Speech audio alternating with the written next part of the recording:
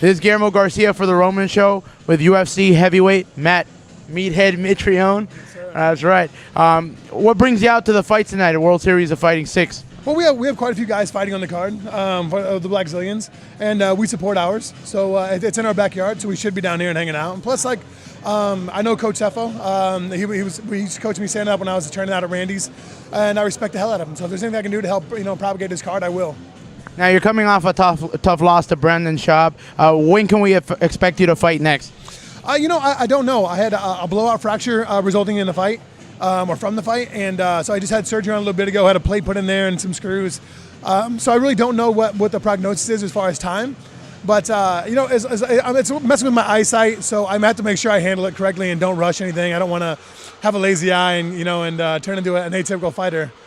And coming off a red-hot start to your UFC career, you've had some struggles. What do you attribute that to, and what are you doing to correct that?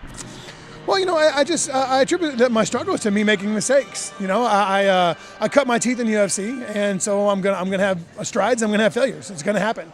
I made a mistake against Roy. I got too far over my front foot, and I flared my elbow out. And he saw that and threw an uppercut. I expected an overhand. He threw an uppercut. So, great for Roy. Roy countered when I made a mistake. Brennan did the same thing. I got up pretty easily on him, and I didn't grab his post hand, and I dropped my unhook hand, and I grabbed his leg. So he dropped in for a darce. I didn't defend him properly. He earned it, and it's what happens. It sucks. I still feel like I'm better than Brendan on the ground, and I feel like I'm a better fighter than Brendan. I feel that he just won it. So in that situation, it is what it is. But it is what it is. It has nothing to do with the injury. I should have. What's up, stranger? I should have felt it instead of seeing it, and I didn't. And I screwed up. That's what happens. And of course, most fans would remember you from the very popular Ultimate Fighter season with the heavyweights. We had a lot of big names, Kimbo Slice and Roy Nelson, amongst others. What can you tell us about that experience? Would you ever do anything like that again if you had to? And did you learn anything? And do you keep in touch with any of those guys? For a while, we stayed in touch with quite a few of us, like Daryl Schoonover, Abe Wagner, quite a few guys that we all stayed in touch. But over time, you get busy. Family, kids, everything else, you kind of get lost in the shuffle. But I still stay in touch with Daryl, but probably instead of once every 2 months or once every month, it's probably once every 6 months now, probably something like that. But with Abe Wagner, I don't really talk to him that much anymore, and a couple other guys just kind of grew away from. But what I learned from it, I learned that reality TV is absolutely not reality at all, and I learned that reality TV sucks. I understand why it does. With that being said, I still want to get on The Amazing Race, and wouldn't mind being on Survivor either.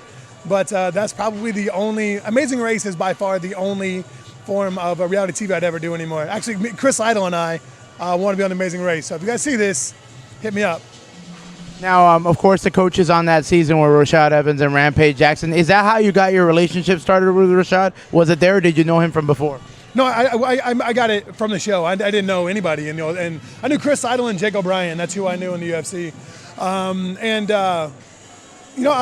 Before we were on the show, or before they selected teams, I told Rashad that, hey, look, I need to work on wrestling. That's what I don't know anything about. So I'd like to be on your team so I can learn about that. And he picked me sooner or later, and the rest is history. And actually, Rashad and I actually got along on the show. Like, we weren't enemies. Like it made it seem we weren't. Rashad and I actually got along pretty well.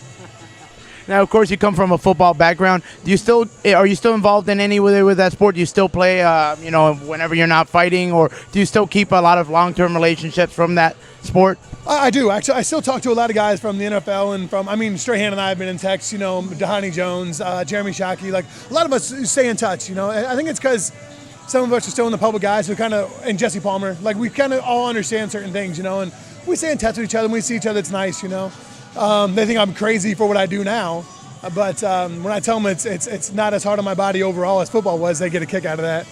But really, I'm a lucky kid. I've done a lot of cool things, and I've got a lot of chapters in my life already. So I'm fortunate, that's for sure. And speaking about reality TV, Jesse Palmer, you bring him up. Are we gonna see you on The Bachelor? Me on The Bachelor? No, bro. I got plenty of troubles. I don't need any Bachelor troubles. You talked to Jesse about that at all? Actually, no. Well, Jesse and I, we don't discuss our reality TV lives at all. We discuss quite a few other things. We discuss a place called Ottawa, and that's about it. Well, thanks for doing the interview, Matt. It was a lot of fun, and enjoy the fights.